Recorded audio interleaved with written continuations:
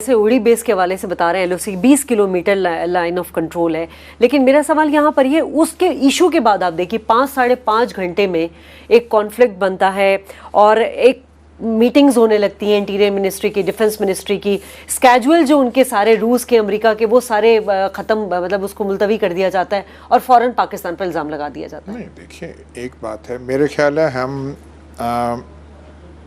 اپنے آپ کو اپنے آپ کے لیے اچھا نہیں کرتے جب ہم یہ کہتے ہیں کہ انڈیا نے یہ ڈرامہ تو نہیں کیا۔ آپ اپنے میں نے وہ میڈلین آلبرائٹ کی کتاب نہیں پڑھی، انہوں نے کیا لکھا ہے، پر آپ اپنے 17 لوگ نہیں مارتے، 20-40 جو ہیں ایسے کرتے۔ یہ حملہ ایک سیریس حملہ ہے۔ جو فارن آفس کا ریاکشن آیا ہے ہمارا بالکل ٹھیک ہے کہ ہندوستان کی تاریخ ہے کہ کوئی ایسے ہوتی ہے تو ہم پہ ڈال دیتے ہیں۔ ISPR کا بالکل ٹھیک آیا ہے کہ ہم کوئی LOC کی جو ہے انفلٹریشن ہم اجازت اس کی نہیں دیتے۔ انڈیا کا وہاں پہ ایک شورش اور وہاں کا ماحول بنا ہوا ہے اور ہم نے جو اپنا ریاکشن دکھایا ہے بالکل ٹھیک ہے۔ پر ایک ٹویٹ خواجہ آصف ڈیفنس منسٹر نے بھی کی کہ دیکھ لیجئے، انہوں نے بھی یہ ڈرامے والی بات کی، ایسی ہمیں باتیں نہیں کرنی چاہیے۔ یہ ہم کیوں نہیں کہتے کہ بھائی انڈیا جو کچھ وہاں کر رہا ہے اس کے رد عمل میں کچھ بھی ہو سکتا ہے، پاکستان تو رسپانسبل نہیں ہے۔ پاکستان پہ آپ کیسے کہہ سکتے ہیں؟ انہوں نے ڈیفنس منسٹر نے ان کے پرائم منسٹر نے کہا ہے کہ یہ بزدلانہ حملہ ہے۔ بھائی 4 آدمی جو اپنی جان ہتھیلی پہ لیا، انہیں آپ جو بھی کہیں وہ بزدلانہ تو نہ ہوا، وہ تو انہوں نے بڑی اپنی وہ بالکل جان یہاں پہ رکھ کے ایک فوجی کیمپ پہ کسی سویلینز کو نہیں مارا، انہوں نے وہاں جا کے باربڈ وائر کاٹ کے اس میں کیمپ میں گئے ہیں، اٹیک کیا ہے۔ اور وہ ایک میں نے رپورٹ آج صبح پڑھ رہا تھا کہ پتہ نہیں 2-3 منٹ میں انہوں نے کوئی 16-17 گرینیڈز جو ان کے ٹینٹس تھے، تمبو تھے جہاں پہ انڈین سولجرز، اور انڈیا نے خود کہا ہے، ان کی وہ جو ناردرن کمانڈ ہے جو وہاں پہ کشمیر میں ہے، کہ وہ چینج اوور ہو رہا تھا کہ اس وقت بھی انہوں نے کہ ایک وہ جو آپ پٹرول پہ باہر آتے ہیں یا ڈیوٹی سے آتے ہیں، وہ جا رہے ہوتے ہیں اور آ رہے ہوتے ہیں، جو کہ ایک ویک مطلب کمزور موقع ہوتا ہے، اس کو فائدہ لے کے انہوں نے کیا، تو وہ بزدلانہ نہیں ہے۔ آپ اسے اور جو بھی لقب دیں یہ آپ نہیں کہہ سکتے۔ وہاں پہ ہمیں اس میں کوئی مدافعانہ جو ہے جو کوئی رویہ اختیار نہیں کرنا چاہیے۔ ISPR نے اپنے اسٹیٹمنٹ میں کہا کہ یہ ٹیررسٹ نے اٹیک کیا۔ بھائی ہم کیا جانے وہ ٹیررسٹ تھے یا نہیں تھے؟ اگر کوئی آپ جن کو 12 بور کی گولیوں سے جن کی آنکھیں آپ کر رہے ہیں اور آپ کہتے ہیں کہ برہان وانی بھی ملیٹنٹ تھا، تو وہاں کے کسی نے کیا، اس سے ہمارا کیا تعلق ہے؟ ہم اس پہ یہ کیوں کہتے ہیں؟ لیکن ہمیں یہ نہیں کہنا چاہیے 17 لوگ وہاں ان کے فوجی مارے جائیں، وہ ہم اپنا جو ہے وہ ایسے کرتے ہیں کہ ہم کہیں کہ انڈیا نے یہ سر کچھ تاریخ رہی ہے ایسی، کچھ انڈیا کی تاریخ رہی ہے۔ میں دیکھ رہا تھا کہ یونائٹڈ نیشن جنرل اسمبلی کا 2014 کا جب سیشن شروع ہونے والا تھا تو 315 اٹیکس ہیں across the line of control, جس میں 18 لوگوں کو شہید کیا گیا، 74 لوگوں کو زخمی کیا گیا۔ 2015 میں بھی LOC میں آپ اٹیک وہ جو گولہ باری کریں وہ بالکل اور چیز ہوتی ہے۔ گولہ باری آپ پورا دن کرتے رہتے ہیں، کہیں 1-2 آدمی مارے جاتے ہیں، کوئی اگر برا دن ہو، نہیں تو وہ تو ہمارا جب مشرف کا زمانہ تھا تب تک ایک گولہ باری معمول کی چیز تھی، وہ پھر مشرف کے زمانے میں ہماری اگریمنٹ ہوئی اور گولہ باری انڈیا کا پریس اس وقت یہ کہہ رہا ہے کہ جو سیکنڈ موسٹ پاورفل پرسن ہے انڈیا میں نریندر مودی کے بعد وہ اجت دووال صاحب ہیں، جو ان کے نیشنل سیکیورٹی ایڈوائزر ہیں، اور انہوں نے کمپلیٹلی جو 2 لیکچر دیے انہوں نے اپنی ڈاکٹرن واضح کر دی ہوئی ہے۔ ان کی ڈاکٹرن کے 3 حصے ہیں۔ پہلے تو وہ کہتے ہیں کہ irrelevance of morality، یعنی اخلاقیات کا اس سے کوئی تعلق نہیں۔ سر وہ یہ بات نہیں، سر وہ کشمیر میں کہہ رہے ہیں کہ ہم نے فوجی طاقت کا استعمال کرنا ہے اور پاکستان کے اندر ہم نے طالبان کا استعمال کرنا ہے۔ سر یہ وہ کہہ چکے ہیں، وہ کریں، لیکن یہ جو اٹیک ہے یہ جنہوں نے بھی کیا ہے بڑا ایک بڑا اٹیک ہوا ہے, انڈیا کا رد عمل وہ ہوگا, ہمیں اس کا یہ ڈسکس کرنا چاہیے کہ اس کا ریپرکشن کیا ہو سکتا ہے, ہمیں کیا کرنا چاہیے. سر بہت خطرناک قسم کے بیانات آ رہے ہیں انڈیا کی طرف, ہمیں وہ چیز دیکھنی چاہیے. بریک کے بعد واپس آئیں گے تو بات کریں گے اڑی بیس حملے کے حوالے سے کہ بھارت نے جو ہے وہ حسب معمول جو اپنی روایت برقرار رکھتے ہوئے تحقیق کے بغیر جو ہے پاکستان پر الزام رکھ دیا ہے, اور ایسے وقت میں رکھ دیا جب وزیر اعظم صاحب یونائٹڈ نیشن میں خطاب کریں گے اور کشمیر کا معاملہ پوری دنیا کے سامنے لے کر آئیں گے. بات کریں گے اس بریک کے بعد.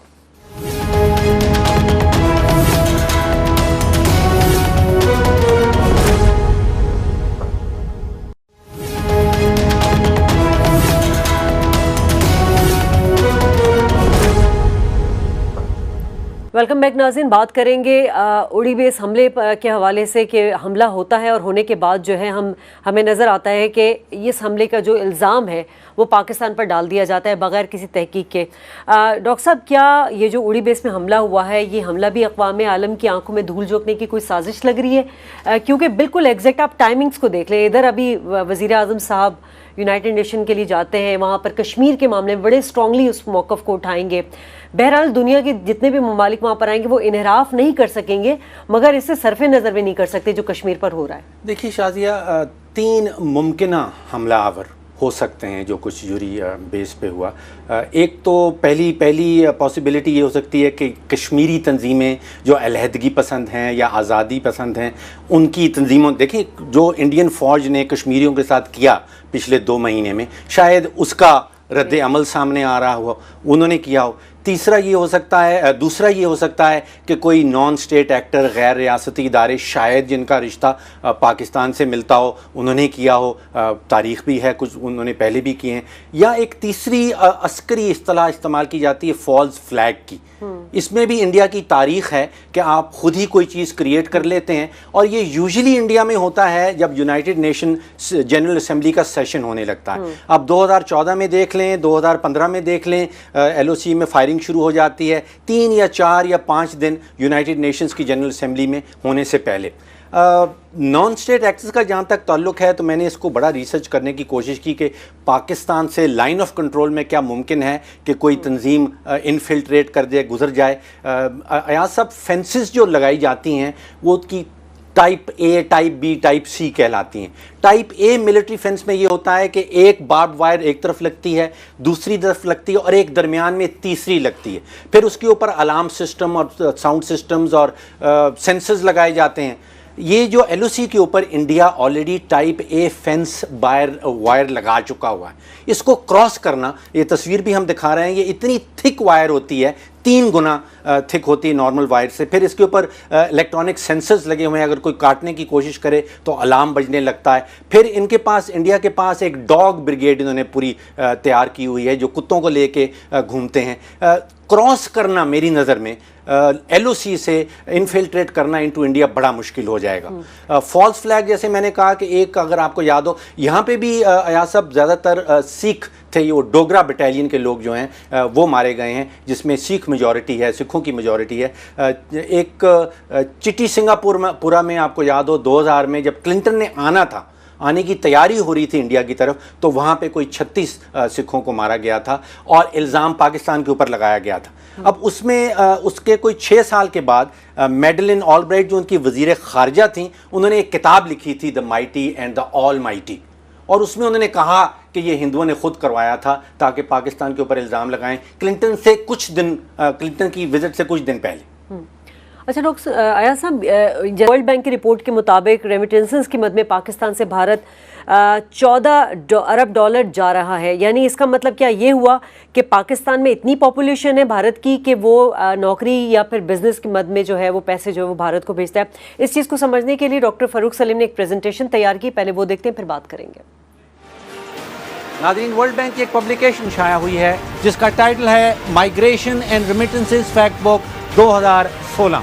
ورلڈ بینک کی اس رپورٹ کے مطابق یونائٹڈ عرب ایمریٹس میں ہندوستانی شہری کام کرنے والوں نے 12.5 ارب ڈالر سن 2015 میں ریمیٹنسز کی مد میں واپس ہندوستان بھیجا ہے. امریکہ میں رہنے والے ہندوستانی شہریوں نے 10.9 ارب ڈالر ریمیٹنسز کی مد میں واپس ہندوستان بھیجا ہے, اور سعودی عربیہ میں کام کرنے والے ہندوستانی شہریوں نے 5 अरब डॉलर रेमिटेंसेस की मद में वापस हिंदुस्तान भेजा है। हैरान कुन बात यह है कि पाकिस्तान से रेमिटेंसेस की मद में 4.6 अरब डॉलर की अमाउंट वापस हिंदुस्तान भेजी गई है। इसी वर्ल्ड बैंक की रिपोर्ट के मुताबिक सन 2010 में पाकिस्तान से इंडिया भेजी जाने वाली रकम सिफर थी, 2011 में भी सिफर, 2012 में सिफर, लेकिन 2013 में 4.6 अरब डॉलर, 2014 में 4.7 अरब डॉलर और 2015 में 4.6 अरब डॉलर रेमिटेंसेस की मद में पाकिस्तान से हिंदुस्तान भेजा गया। यानी कि पिछले 3 सालों में टोटल अमाउंट 14 अरब डॉलर रेमिटेंसेस की मद में पाकिस्तान से इंडिया भेजी जा चुकी है। आखिर हो क्या रहा है? इसी सवाल का जवाब जानेंगे। हमारे साथ मौजूद हैं chairman privatisation commission Mohammad Zubair साहब। बहुत शुक्रिया मोहम्मद ज़ुबैर साहब। सबसे पहले तो ये समझा दीजिएगा, जो डॉक्टर साहब ने भी प्रेजेंटेशन बताई तो उससे तो समझ में गया है कि 2010 से लेके 2012 तक तो सिफर रही, लेकिन उसके बाद ऐसा क्या जादू की छड़ी चलाई गई कि पिछले 3 सालों में 14 बिलियन डॉलर जो है वो भारत रेमिटेंसेस की मद में भेजे गए। ज़ुबैर साहब, दोनों बातें आपकी दुरुस्त हैं। ना तो इंडिया की इतनी बड़ी कोई यहाँ पे कंपनीज हैं या सनत है जो पैसे वापस भेजेंगी, और ना ही इतनी ज़्यादा तादाद में हिंदुस्तानी शहरी पाकिस्तान में काम करते हैं। तो सवाल वही रह गया कि ये अमाउंट फिर क्यों जा रही है? एब्सोल्युटली। तो एक तो ये है कि इसका मतलब ये है, इसको जाने का तरीका एक ही है अगर सच हो, और वो तरीका ये है डॉक्टर साहब के यहाँ से कोई फॉरेन एक्सचेंज अकाउंट के थ्रू कोई विदाउट पे फ्लॉ कहाँ है और क्यों आया है, और हम वर्ल्ड बैंक को चैलेंज भी करेंगे जी। मेरी आज सारा दिन कोशिश रही है ज़ुबैर साहब कि स्टेट बैंक से मुझे कोई उनका नुमाइंदा मिल जाए जो एक्सप्लेन कर दे कि ये क्या वजह है। मिनिस्ट्री ऑफ फाइनेंस से भी कांटेक्ट करते रहे हैं, लेकिन कोई भी ऑन रिकॉर्ड आने के लिए तैयार नहीं है इस वक्त। मैं आया हूँ ना, ऑन रिकॉर्ड ही आया हूँ, और मैं मिनिस्ट्री ऑफ फाइनेंस और स्टेट बैंक से बात करने के बाद ही आया हूँ। मैं बिल्कुल तो मतलब ये हुआ कि कुछ दिन आपको चाहिए इसका जवाब ढूंढने के लिए। इस वक्त हमारे पास जवाब नहीं है कि 14 अरब डॉलर जो वर्ल्ड बैंक कह रहा है पाकिस्तान से इंडिया गए हैं। लेकिन मैं एक चीज ज़ुबैर साहब, हाँ, मुझे तो आज वो अच्छा नहीं लग रहा, लेकिन मैं आज आपसे इत्तेफाक कर रहा हूँ। ये जो ये फिगर्स यहाँ पे जो आए हैं, वर्ल्ड बैंक ने ये भी, शायद आपने वो इकोनॉमिक टाइम्स एक इंडिया है उसकी रिपोर्ट नहीं पढ़ी, अगर आप वो पढ़ लें तो आपके वो जो है वो कंफ्यूजन थोड़ी क्लियर हो जाएगी। वर्ल्ड बैंक भी कह रहा है कि ये एक्चुअल फिगर्स नहीं हैं, ये सिमुलेटेड फिगर्स हैं, ये लॉजिकल असम्पशंस के ऊपर बेस्ड हैं। कौन सी बुनियाद रख के उसने इस फिगर पे आए हैं वो मेरी समझ से बाहर है, लेकिन वो ये बार बार कह रहे हैं, और इकोनॉमिक टाइम्स जो इंडियन पेपर है वो भी कह रहा है कि ये एक्चुअल फिगर्स नहीं है। तो एक्चुअल फिगर्स अगर नहीं है तो ये गोस्ट फिगर्स उन्होंने कहाँ से वो ले आए? देखिए अयाज साहब, मैं आपको एक चीज बताऊं ना, जिस तरह मैं कह रहा था, देयर आर ओनली 3 पॉसिबिलिटीज जहां से पैसा बाहर जाता है। एक, प्रॉफिट रेमिटेंस कंपनीज कर सकती हैं। Indian companies are not allowed to operate as per the investment policy of Pakistan. तो यहाँ इंडियन कंपनी कोई है ही नहीं है जहाँ से रेमिटेंस जा सकता है, लूज कर देंगे या उनसे विड्रॉल करवाएंगे इस रिपोर्ट का। लेकिन इससे ये है क्योंकि वर्ल्ड बैंक ने ये फिगर्स दिए हैं तो समझा जाता है कि हाँ IMF ने फिगर्स दिए हैं, वर्ल्ड बैंक ने दिए हैं, तो ये मुसद्दका होंगे और ये बिल्कुल हकीकत पर मबनी होंगे। माजरत के साथ, जब हम वो वर्ल्ड बैंक या IMF की रिपोर्ट को अपने हक में इस्तेमाल करने की बात करते हैं तो उसकी ऑथेंटिकेशन इतनी एक्सेप्टेबल नहीं होती किसी को भी कि जी IMF तो कहता है। But in any case, I mean whatever goes world bank source है उसको हम चैलेंज करेंगे, because it doesn't make any sense. लेकिन ज़ुबैर साहब, वो जो अल्लामा ताहिरुल कादरी कह रहे थे कि पता नहीं कितने इंडियंस जो है यहाँ पे काम करते हैं मखसूस फैक्ट्रियों में, उन्होंने तो ये रेमिटेंसेस नहीं भेजे।